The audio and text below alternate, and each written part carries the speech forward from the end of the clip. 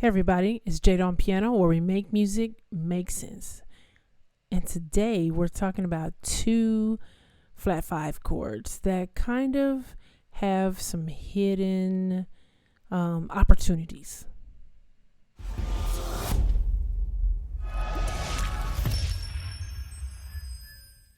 Okay, so let's talk about flat 5 chords. First of all, let me show you something really quickly in the key of C. First of all, it's our major chord, regular C chord, right?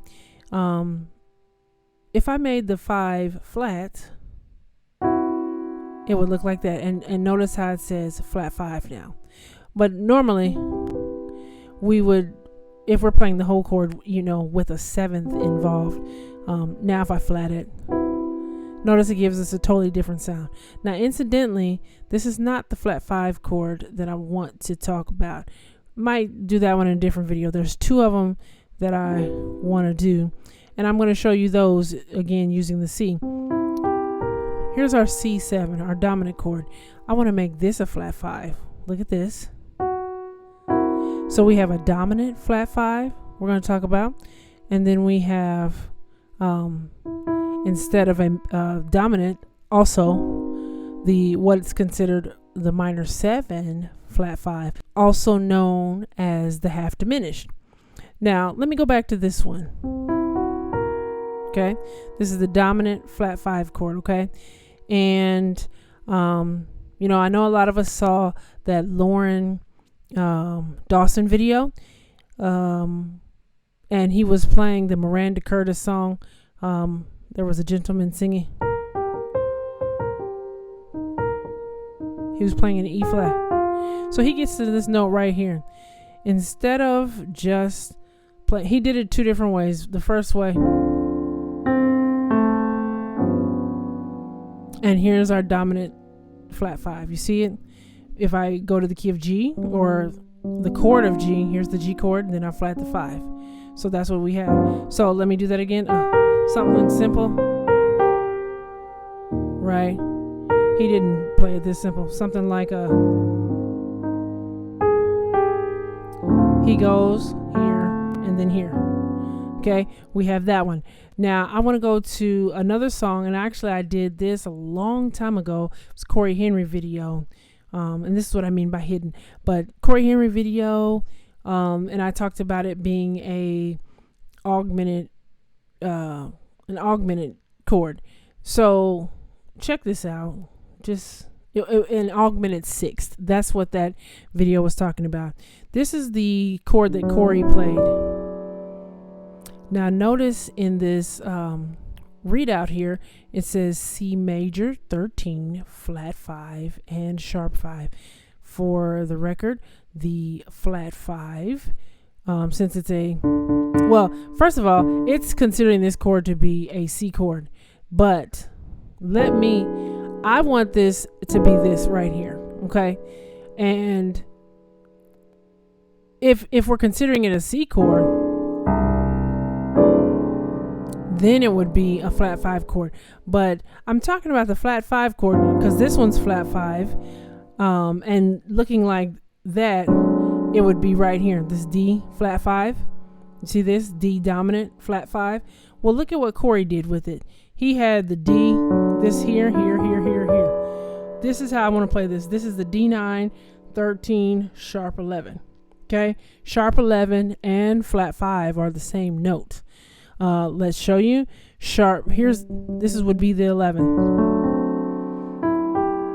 There's the 11. If I sharp it, see, that's the A flat. It's also the same notes that is the flat 5. If I just play just that much of the chord, it's thinking this. This is the D7. Here's the flat 5. Now here's what Corey did. He was playing above all,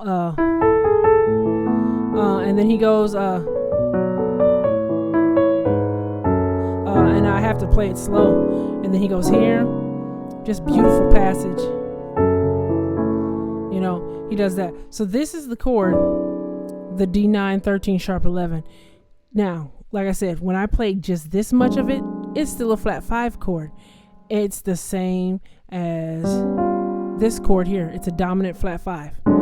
But it's it's an augmented chord, augmented sixth in this kind of context. And that's why I'm saying hidden usage. And let me play it like this. I want to make that a lot cleaner. Take this note out. Take that fifth out down here. And just leave it like this. Much cleaner. But if you're looking for that chord, it's a dominant chord in the left hand. And then take the fifth out. But then put a dominant chord a whole step up in your right hand. Root position for both chords. And you got that. Now, it went from here to here. This is a D flat 13 sus. So it's a dominant chord, but it's a suspended dominant chord. So the difference between this chord here and this chord here and then this one is how they're being used. And that's why I said some hidden uses. This is straight up, right? This is just a dominant chord. Anywhere you're playing your dominant chord, he set it up nice. And then we're going right back to our C, right? I'm playing it a very basic C minor chord, but straight up dominant chord. When Corey played this chord, this didn't go, this wasn't a straight up dominant. This is how I know it's an augmented sixth. So we've got two options for this chord. This flat 5. This is just it being transformed, but it went here. Suspended chord, then dominant chord, and then our minor chord. So a augmented sixth chord, and I talked about it in that video too, but it's a predominant chord. That means it's a chord that's approaching the dominant, and in this case, this is the French. It's French or Italian. There's three forms of the augmented chord. I definitely know it's not German, but I think it's the Italian. I'm gonna put it in the video. Anyway, this went to a dominant chord, but he suspended it to make it a much smoother transition. Here's the dominant. We could have gone straight here and then here. See? Not as smooth. Check this. Nice. So this chord, the second way we're using it's kind of hidden because we don't automatically do this. It's hidden inside of the fact that we can take that chord and approach another chord. In this case, it's the chord that's a half step down, and that's our real dominant chord. So this is, this is acting like it's just something, it's a device to approach a dominant chord. And so you can use it straight up as the dominant, like that, or you can approach a dominant and use it as something that's predominant. So we have those two choices. Let me hit something really quick. Let's do this.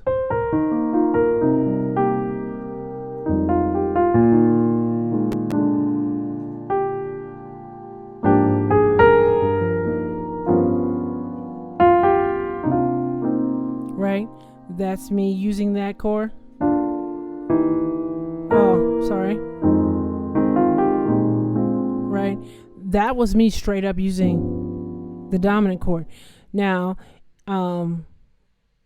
this is a concept I've been trying to work through myself the last couple of weeks. So I'm kind of learning it right along with you. I first thought about it 3 weeks ago and really been turning over in my mind. So this next one, I'm going to change. So I want to use the same chord so you can see how I'm going to use it. This is how Corey voiced it so you can see it. Oh, there we go. There's the G9, 13, sharp 11. Okay. This is what he did. Let's bring it up here so you can hear it a little bit cleaner. Now, for me to use it the same way he used it, I'm going to be in the key of D. Right? Okay, so we got the key of D. And what we have here, I'm going to take this and I'm going to approach this note, but we're making this note or this chord dominant as well. So what did I do? I did so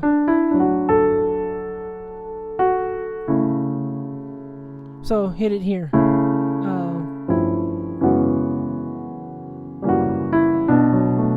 I'm on thank you, Lord. Thank you. Right? Throwing that in right at the beginning. The difference is the function of those two chords. So that's just a quick example. In the first one, since I used the G dominant straight up, I stayed in E flat. But then when I wanted to use it to approach something, I wanted to make this chord dominant. And since this is dominant, I wanted to take it to the B. So in this case, I'm in the key of D. That's that chord. But let's look at another one. This minor 7, flat 5, also known as half diminished. Normally, I would use this in D flat.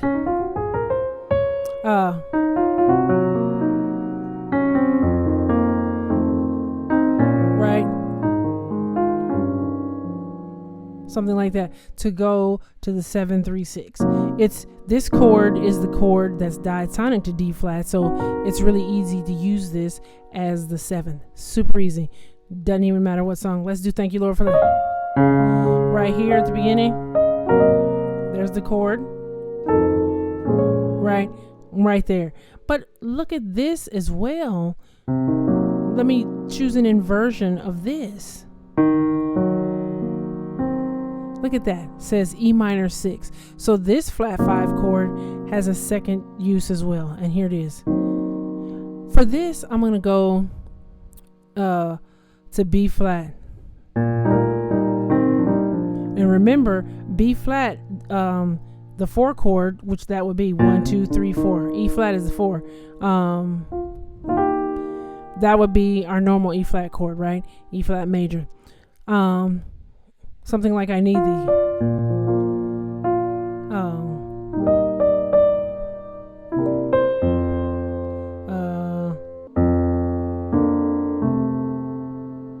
and then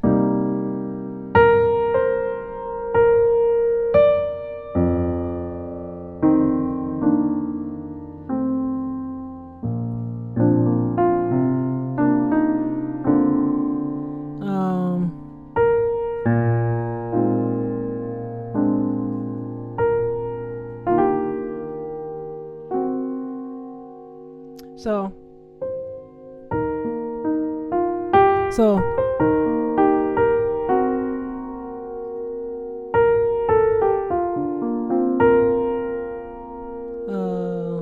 what I want to do, right? And then watch, I can use this half diminished here too.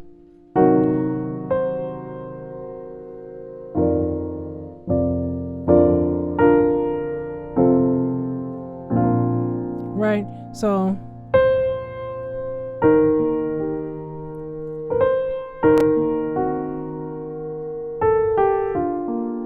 I did the 4, straight 4, and notice I kept the same melody note but changed the chord. There's my E flat minor 6.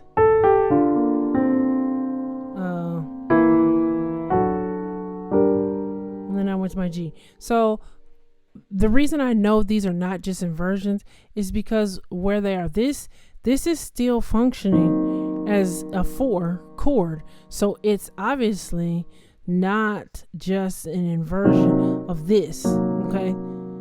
This can be an inversion. You can use this as an inversion,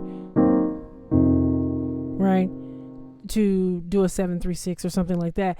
But it's all about the context. So I wanted to show you just a little bit of those two chords, the half diminished or the minor 7 flat 5 and the dominant 7 flat 5, how they both have some alternate uses that you can tap into. Check those chords out and expand your vocabulary by using them in different ways in different settings. It's not just a flat 5 chord. So you guys sit with that this week, and I'll see you next week.